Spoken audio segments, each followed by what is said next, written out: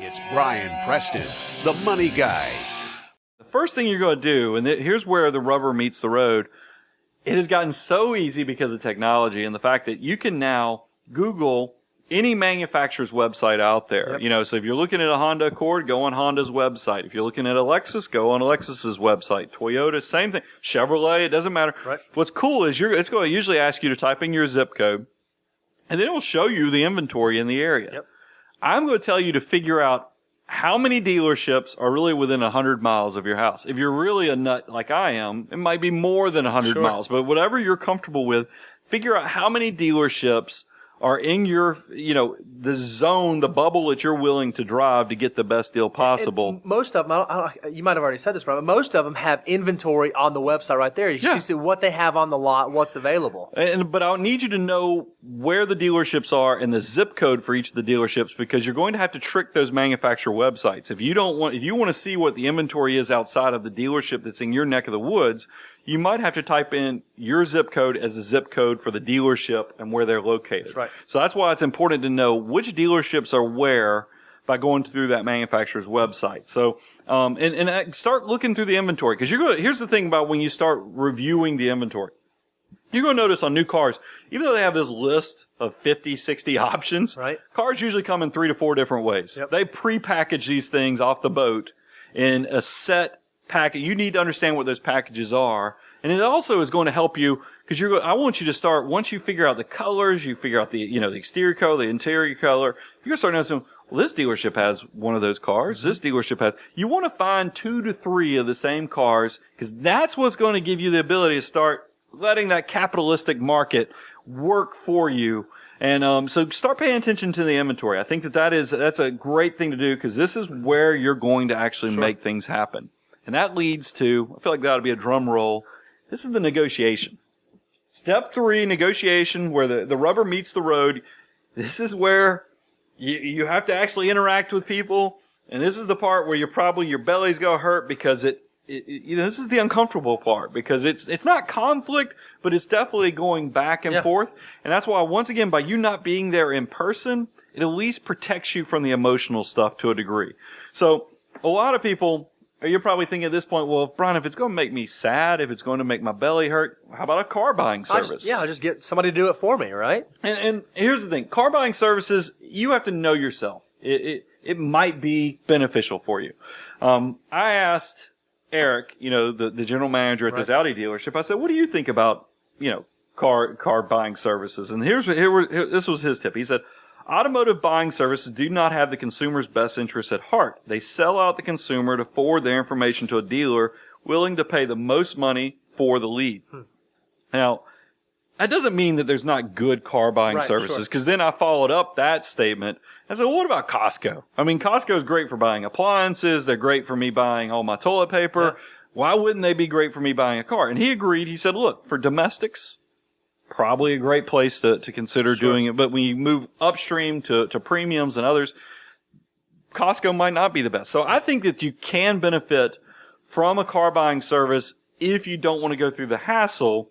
But if you're one of those people, and you probably are one of those people if you're watching the Money Guy show, I think you can even do better than a car buying service, because realize a car buying service is still going to probably charge somewhere, I don't know, a few $100, $400. Yeah. So that's money that I think is, if you're good enough, you can hopefully squeeze to your benefit. Yep. So I just want to make sure we talk about car buying services, so nobody feels like, well, yeah, but he didn't mention this. Sure. So we have checked that box. So you've already mentioned that you need to have a few different cars at a few different dealerships, right? Because you want to start this negotiation or pitting them against each other. The bidding battle. So who do you go to? Where do you go once you kind of have those cars in mind? Where do you just call the 800 number and first person that answers? Well, I mean, a lot of times this has multiple roads that are going to get you to the right place, but I'm going to give you the tip that I thought Eric did a great job of sharing with us. I mean, you can start the conversation by just going through the inventory on the website, manufacturer's website, the dealership's website, doesn't matter. Usually they'll have a very simple contact us page right there on that specific model where you just give them your name, email address. I don't like to give phone numbers away. I don't give it, they will call you. They're going to call you. So I typically try to keep the phone number out of it. See if it has that required feature. A lot of times they don't. So just give them your name and your email address, because we're trying to keep the emotion out of this as much as possible. And here's after you get 3 cars at hopefully 3 dealerships. This was the advice and I thought this was interesting, and I want to tell a little bit about my experience that went through. This was Eric's tip on how to deal with the transaction. He said, deal with the general manager. If the general manager will not deal or speak with you, it's not the place to purchase your new or used car. My dad taught me the fish rots from the head down. If the man in charge won't speak to you, then the culture isn't conducive to good business practices. So this is interesting because a lot of times a dealership will have what's called an internet specialist, or and that might be who reaches out to you. So I had that person, one of the car salesmen reached out to me. So I called, traded a few emails, and then I called and I said, look, I don't want to waste your time. I've been thinking about this Audi, but I have not found anybody that's willing to negotiate that won't match these prices I'm seeing down in Texas. So maybe I just need to go back down to an Acura. Right. Let me know what you can do. And he immediately put Eric, the general manager, on the phone. And then that transaction, the mood completely changed from all the others, because I think what Eric could tell was I was serious about buying a car. I told him he could tell I was educated on where prices were. Right. It got much easier. Yeah. And I think that is great advice. So when you're going, there's nothing wrong with dealing with that internet specialist or the sales specialist. But if you are to the point that you think this thing is serious, ask that the general manager be brought into the negotiation process. Here's the other thing I would tell you. You don't have to keep a secret that you really are buying a car. Don't be coy with the fact that, hey, I'm buying a car, because they need to know how serious you are. Because here's the thing. We talk about it. We use this term even in our industry. We talk about tire kickers. Yep. Because we have tire kickers in the financial planning industry where people just want to talk to us because, hey, I'd like to talk to Brian and Bo. Yep. So and we can tell pretty quickly that they're not serious. Well, it's the same thing. That's where that term came from. There are people that go around, test drive cars, never going to buy a car. So if you can let that general manager or the sales specialist know, no, I'm buying a car. It's just which of you guys is getting my business or earning my business. You're probably going to cut the corner off of some of the reindeer games that happen with car purchases. So before you agree to the purchase price, I mean, there's nothing wrong with going back and forth on things, but you need to tie down a few more variables. Just go through your checklist to make sure you're not leaving anything on the table. Before you finalize that you're about to show up and pick up a car, let's make sure you tie down, what are they giving you on the trade? Yeah. I mean, you've got to research that. Go back to the Kelley Blue Book. It's very easy for them to give you an awesome purchase price if they know you're going to do awful on the trade-in. So go ahead and start that negotiation. Use the Kelley Blue Book. Use the going to CarMax to get the right. And then ask to see the numbers. I'm laughing because one of our other advisors at the firm, Gabe, he said that when he and his wife recently bought a mid-size Honda SUV, and he said that every time he'd keep asking for the numbers, like he didn't just want the number, he wanted like the sheet where and it had like this special like dealership, super glossy upgrade. And he said every time they give it to him, he would literally mark through it and say, no, I'm not paying that $400 for that. Well, here's the things you need to look for, guys. Here's the tips and tricks, and the fact that you're usually going to see a dock fee. That's just another profit center. Right. And then you can always see, we used to call it undercoat. But it's now it's the etching on the windows, it's the mud guards, there's all kind of add-ons that they will do to try to add to that margin. So that's why you need to ask to see the numbers. And your goal is, and I would tell this to whoever you're negotiating with, you want to negotiate down to drive out price. Right. Drive out means that it's taking into account the purchase price. It's taking into account the sales taxes. It's taking into account that you're going to trade something in. If that is part of your process, you truly want to know, what are you expecting from me? Tax, tag, title, sales taxes, trade in, everything included. You want to see the numbers. So make sure that is understood and you see that before you get in the car to drive anywhere. Yep. And then here's the next thing. Are you going to finance? I think a lot of people, old school thought process on a car purchase is, you know what? Cash is king. And it's true. Most transactions in life, cash is king. Car purchasing, not so much so. So you have to, I know there's people out there who say, debt is horrible. And it's true. But let me tell you some tips and tricks on how to get through this. First of all, most dealerships will let you do $2,000, $3,000, $4,000 on a credit card. Mm-hmm. I mean, if you've already agreed upon the purchase price and everything's tied down and you're at the final stages, why not get a 1.5% to 2% kickback from your credit card cash reward card? Because you're going to pay it off immediately that month. Yeah, because you pay your credit card off every month. We're using debt as a tool, not as actually something to extend the loan. And that's probably a good point to talk about, because remember, every dealership is going to talk to you about car payment. So I think this is probably a good point for us to give our thoughts on, if you are going to finance, Sure. What does that mean? Here's the thing that shocked me, and I we'll put a link to the article. Yep. Car financing has lost its mind. Here's the part, maybe the consumer has lost their mind, because the car financing is probably, they're more rolling profitable in it. than ever. But it's, I can remember, and this is when I lived in Stockbridge. So this was, oh man. Approaching 20 years ago. Yeah, approaching 20 years ago. I remember a friend of mine, he just bought a Ford Explorer. And I said, well, talk to me about it. What type of deal did you get? And he says, oh yeah, I got this great deal. Y'all see what my payments are? And he goes, and they financed it over 84 months. He was proud of that, excited about it. I was like, 84 months? At some point, it's a mortgage, like, right? At some point, it's not an auto you bought a loan. used car for 84 months? Is that thing ain't going to be running? I mean, because you divide by 12 and you realize that's 7 years in the future. Is that car even going to be running 7 years from now? You're going to be under, because what is the first thing we know about cars? Do they go up in value?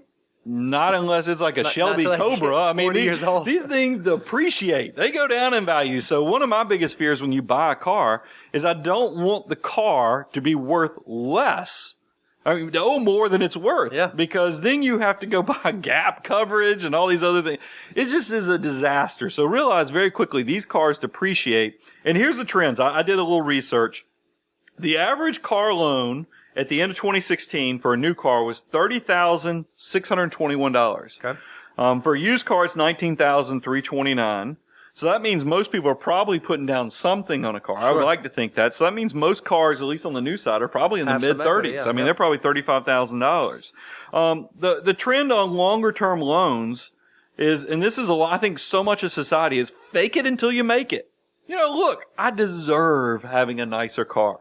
I deserve to have a car that's depreciating. And there's nothing wrong with a nice car. As you heard me talk about, we are moving upstream after going through the Hondas, Toyotas, and everything, because I think we're middle age. I mean, this is the time to do this because, you know, unfortunately getting older. So there's nothing wrong with having a nice car, but I want you to understand, don't fake it. Buy a nice car because you can afford it. And here's what we found. 32.1% of loans at the end of 2016 are between 73 to 84 months for new cars. I mean, that's 1 out of 3. 1 out of 3 That's new bad. car loans is financed for over 6 years. 18.2%, close to 20% of the used cars. That's my buddy. By the way, I don't think he was driving that Ford Explorer 7 years into the future. So, and that's the biggest thing. Our guideline, if you want to benchmark, is try to have the car paid off in 36 to 48 months. I think, truthfully, I'd like you to have it paid off quickly. I mean, and here's the thing, the tip though for getting the best deal, and this is something Eric shared with me too, is that paying cash is not going to get you the best deal anymore these days. So say that again, because I think the old school thought was you show up with a stack of $100 bills, you get the best deal. Yeah, you're saying that's not the case anymore. It's not going to get you the best deal. And I knew that going into it. So the negotiation that we did was, and Eric let me know very quickly that Audi, and I know this works with, we did a Nissan for a client. All the manufacturers usually, because they're doing the financing usually with their own banks, they'll give a rebate back to the dealership. Maybe it's 1%, 1.5% of the purchase or the finance amount, purchase price. You know, it varies by manufacturers. So that's going to play into the price that they can give you. Now here's the catch, because a lot of you are thinking, this is I want to pay cash. I don't want to have a loan. I'm at the stage of my life where I don't want a car loan because I know this car is depreciating. You can play the game. You can take the discount from the dealership by financing and try to get that financing down as low as possible, the amount that you're going to finance to get the best deal possible. But then know that you can pay off the car within 4 months, 4 to 5 months typically. The dealership gets their kickback. You get the best deal possible. You got that thing paid off in less than 6 months. It's a win-win for everyone involved. It's pretty easy mathematics. Calculate what you're going to pay in interest over that 4, 5, 6 month period, and just make sure you're getting a better discount on the car because you financed it. And here's the thing I learned. Now, I don't know if I'm going to screw something up, but I'm not going to worry about it at that point, is that the amount I finance, I don't plan on it being paid off evenly. Right. I plan on very soon, when I get my first payment statement, I'll probably be paying off 2/3 to 3/4 of that amount financed in the first month, because I don't want that interest building up on me. I'm paying this thing off. This thing will be paid off within 5 months, because that's what I promised them I would do to keep my part of the deal. So here's the thing, because you're probably going, okay, Brian, we're getting close. I mean, I've negotiated the purchase price. I've figured out the trade-in. We've talked about the financing, but we're still off by a little bit. Is there any more meat on the bone of this transaction? So here's what happens when you usually get within $400 to $500 of closing in on the purchase price. They don't want to blow the deal. You don't want to blow the deal, because we all hate doing this transaction. Sure. You're hoping this is something you don't have to do for at least another 8 to 10 years. Yep. So you don't want to blow it when you get within $300 to $500 of the final purchase price. This is when I start negotiating for things that I know that they can give me. It's expensive for me, cheap for them. Right. And this is when I'll start saying, if it's your local dealership, say, throw in some oil changes. Mm-hmm. Give me some oil. Heck, with a new car and these synthetic oils and everything else, that's not cheap. So that, every one of these oil changes might be a few $100. Sure. Also, don't overlook the fact that you're going to probably need the all-weather floor mats, right. Like the WeatherTech type things. Most manufacturers now make their own version of Yep. like the WeatherTechs that you can spill drinks, and all kind of other things, and get muddy and it doesn't mess up your car. They'll give you that stuff. Sure. You can negotiate those accessories. Go on the manufacturer website.